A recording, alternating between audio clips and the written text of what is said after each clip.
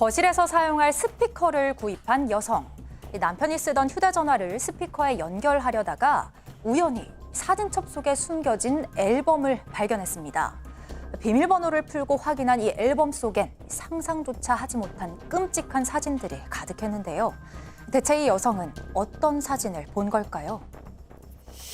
자, 이거 지난해 11월에 있었던 일입니다, 교수님. 네, 이 제보자 부부는 제주도에서 친정 식구들과 함께 가족 사업을 하고 있었습니다. 그래서 제보자 부부가 1층을 쓰고요. 2층에는 이제 부모님들이 살고 계셨어요. 그런데 이 어느 날 1층의 거실에서 함께 쓰는 스피커를 구입한 후에 그 스피커를 사용하려고 그러니까 그 스피커를 이제 휴대폰에 연결해서 쓰는 스피커였어요. 그래서 남편의 공기계 스피커, 그 휴대폰이 있지라는 생각이 들어서 그 휴대폰과 스피커를 연결했습니다. 그런데 스피커에 꼽으려고 보니까 보안 폴더가 있다라는 안내 문자가 떴어요. 그러니까 또 하나의 앨범이 있다, 뭐 이런 식이었습니다. 그래서 그 앨범의 비밀번호를 풀고 여는 순간 비극이 시작됐습니다. 그 앨범에는 여자들의 나체 사진이 가득했습니다. 자, 들으신 것처럼 이 남편의 앨범 속에 들어있던 여성들의 나체 사진, 이걸 본 제보자 아내는 패닉에 빠졌다고 합니다. 왜 그랬는지 체크 포인트 먼저 짚어보죠. 엄마랑 이모까지, 이게 무슨 얘기인지 제보자 얘기 들어보시죠. 그 공기계가 있는 게 생각이 나서 켰는데 보안 폴더 같은 게 있다고 뜨더라고요. 그래서 이게 뭐지 너무 궁금하니까 뒤적뒤적 하다 보니까 갤러리에 이제 그 딥페이크 사진들이 이제 있었던 걸 제가 발견을 했었던 거죠. 저희가 같이 여행을 가서 찍었던 사진이 있어요. 저희 엄마랑 이모랑 저랑 이제 동생 4명이서 찍은 사진이 있었는데 그 사진도 이제 나체로 사진이 이렇게 변형되어 있었어요.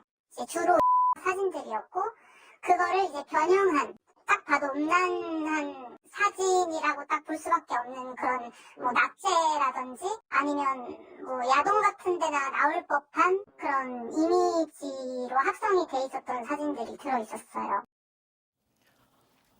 아니 이게 자, 남편의 휴대폰 이 사진첩을 열었더니 세상에 처제, 장모, 그리고 처이모의 나체 사진이 딥페이크 기술로 그 합성된 그 사진이 들어있더라. 아니 어떤 사진을 합성해도 안 되지만 지금 장모님하고 그 처이모하고 본인의 처 아내와 처제까지 지금 이 합성 사진을 만들었다는 거 아니에요? 이게 상상이 안 가는 일인데 심지어는 그 중에는 그렇게 4명이서 단체로 여행 갔을 때 그 단체로 여행 간 사진을 가지고도 합성을 했다라고 하고 대부분은 또 처제의 사진이었다라고 합니다. 너무 충격을 받아가지고 바로 남편한테 연락을 해가지고 집으로 좀 와라 빨리 물어볼 거 있다라고 해서 남편이 집에 오자마자 도대체 이게 뭐냐 라고 휴대전화를 내밀었더니 그 지우려고 했는데 라면서 욕구를 풀 목적으로 만들었다라고 그냥 순순히 털어놨다는 거예요. 아니 근데 저 해명이 더 웃긴 거 아니에요? 그러니까요. 저거 입에 담기도 어려운 상황인데 아무튼 이 지금 제보자는 너무 충격을 크게 받아가지고 당시의 일이 정확하게 기억도 안 날 정도라고 합니다.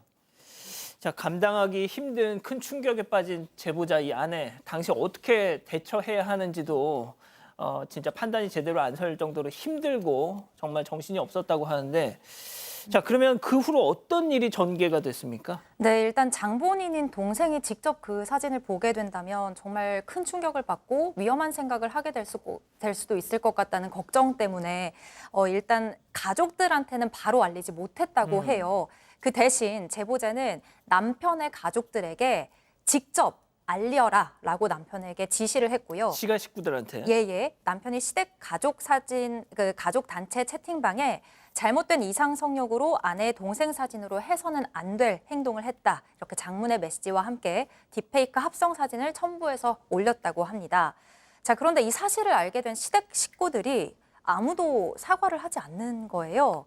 오히려 남편이 시댁 식구를 만나고 돌아와서는 당신이 나와 성관계를 해주지 않아서 이런 사진을 만든 거니까 당신 잘못이다. 이런 어이없는 소리를 했다고 합니다. 자, 이 남편이 아내에게 당신이 나랑 잠자리를 안 해주니까 내가 이런 거 아니야. 당신 잘못이야 라고 오히려 제보자 아내 탓을 하더라. 자, 이 남편의 황당한 발언은 더 있었습니다. 이 제보자 아내와 동생, 그러니까 남편 입장에선 처제의 얘기 이어서 들어보시죠. 얘기를 들어보니까 본인 가족들한테는 알려서 충격을 받게 하고서 왜 너네 부모님한테는 숨기냐 이제 말을 하더라고요. 저희 가족들이 지금도 사실 정말 많이 힘들어하고 있다고 생각하거든요. 동생한테도 너무 미안하고 진짜 이게 벌어진 일인가? 와닿지 않는 느낌이었거든요. 경찰 조사 때 그거를 다 보여주더라고요. 그냥 나체 사진뿐만 아니라 되게 이상한 막 표정 짓는 것부터 해서 막 진짜 제 사진처럼 느껴질 정도로 진짜 사진 같았거든요. 불면증이 너무 심해서 2-3시간 정도밖에 막 못 자고 그럴 정도로 되게 힘들어졌었거든요. 자, 그럼 제보자 이 아내분의 가족들, 그러니까 친정 식구들은 이 사실을 다 어떻게 알게 된 건가요? 이 사건 있고 남편이 일주일 후에 본인이 이혼을 요구를 했다고 합니다. 그러면서 이런 얘기를 했다고요, 제보자에게. 왜 우리 부모님한테 얘기를 했냐. 너네 부모나 가족도 알아야 되는가. 뭐 그런 식으로 얘기하면서 남편이 오히려 가족들, 부모님한테 얘기를 해서 그 이후로 가족들, 부모님들이 상당히 고통을 받고 하루하루를 보내고 있습니다. 결국은 이건 범죄가 됩니다. 성폭력처벌특례법상의 허위 영상, 편집죄 그걸로 고소를 했고요. 그 후에 더 기가 막힌 일이 일어납니다. 시댁으로 가가지고 안 왔는데 나중에 친정집에 몰래 들어갔던 모습들이 포착이 됩니다. 전원을 차단하고 들어갔던 모습이 CCTV 잡혔는데 아마도 이 고소를 했기 때문에 증거들 같은 거를 없애기 위해서 무단으로 침입을 했던 것으로 보이고요. 이 CCTV를 본 아버지죠. 아버지는 상당히 충격을 받았다고 합니다. 자, 아니 그런데 지금 이 내용을 보니까 고소 후에 이 경찰 조사 과정에서 이 추가 범행에 남편의 추가 범행이 드러났다면서요? 네, 그렇습니다. 이 남편이 친정 식구들에 대한 범행을 시인하면서도 이 제보자의 사진은 딥페이크를 하지 않았다고 끝까지 이제 잡아뗐어요. 그래서 이 제보자께서 검찰청으로 직접 찾아갔습니다. 그래서 영상을 보다가 깜짝 놀랐어요. 뭐냐면 그러니까 본인의 동생 처제를 도찰했던 사진까지도 나온 겁니다. 네, 그래서 성폭력처벌법 카메라 등 이용 촬영의 혐의도 추가됐다고 합니다. 그런데 이 피해자인 이 동생은 이 사진을 다 직접 보고 나서는 6개월이 넘게 하루에 2-3시간밖에 잠을 못 자고 있다고 합니다. 자, 양 변호사님 그거잖아요. 그러니까 딥페이크 이렇게 해서 만든 사진 그리고 불법 촬영한 사진. 이건 어떻게 되는 거예요, 그럼? 심각한 범죄가 맞고요. 근데 문제가 좀 생겼습니다. 불법 촬영은 상관이 없는데 딥페이크 같은 경우에는 올해 3월에 사실 경찰의 수사를 마무리하고 검찰로 혐의가 인정된다고 송치를 했는데 보안수사 명령 청구 요청이 들어온 거예요.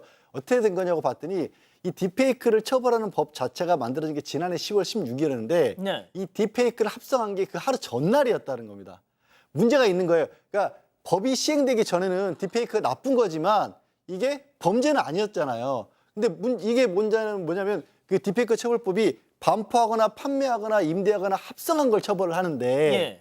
하루 전날에 만든 다음에 배포도 하지 않고 다른 사람에게 보여주거나 하지는 않았던 거예요. 그래서 이 전날, 그러니까 법이 시행되기 전에 만든 건 나쁜 일이긴 하지만 그 뒤로 새로운 범죄를 저지른 게 없는 겁니다. 그래서 혹시라도 이제 다른 부분이 있을까봐 보안 수사 중이라고 하는데 아무튼 제보자분은 그것과 한계로 이거 형사처벌 문제인 거고 이혼 소송은 계속 진행 중이라고 합니다. 박 변호사님 생각하시기에도 이혼을 하는 게 맞겠죠? 이게 정상이 아니지 않습니까? 정상을 떠나가지고 범죄라는 걸 본인도 알고 있을 겁니다. 그럼에도 불구하고 사실은 좀 섣부른 얘기일 수 있지만 일부분일 가능성이 매우 높아요. 저거만 했겠습니까? 더 많은 범죄가 있을 가능성이 있기 때문에 합리적 의심이죠. 합리적 의심입니다. 이거는 같이 살 수 있는 상황이 아니라고 봐야 됩니다. 예, 좀 놀랍네요. 이런 경우도 있네요.